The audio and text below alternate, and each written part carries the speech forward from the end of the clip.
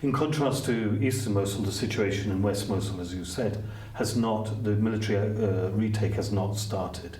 When it does start, given that Western Mosul is now covered on all sides, so from the river and all around it, the ability for people to escape or to leave the city is now very limited. They cannot leave the city.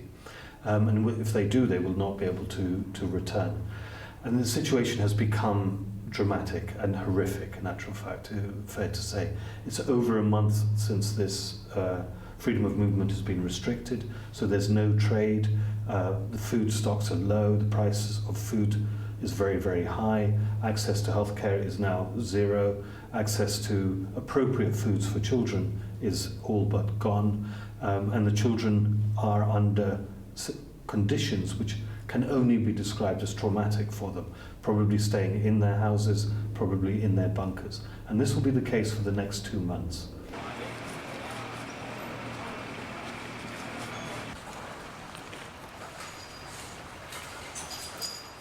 Well, the first challenge is that over 400,000 people stayed within eastern Mosul.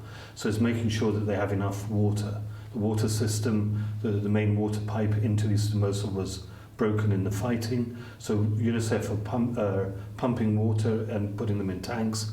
We have 50 tanks throughout eastern Mosul so that we can fill those tanks up and people can come and fill up their water needs every day. But what we need to do is find a sustainable solution for that. So we're looking at the pumps, there are 4 pumps, how we can renovate those pumps so the water can come through that system. And every day we're changing it to improve the water system. Second is access to healthcare. And this is especially for children, that they get immunized against measles and polio. They haven't been immunized for 2 years now. So a campaign was developed and the children have been immunized. And the third is opening up the schools.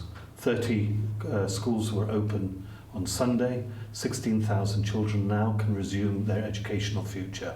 Another 40 will open over the next few days, and gradually we're working with the Department of Education to ensure that all the schools open in East Mosul.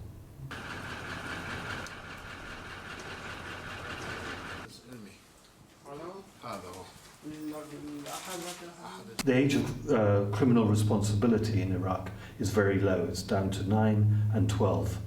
And therefore children who have engaged in terrorist act or acts of murder or what have you can be convicted by court.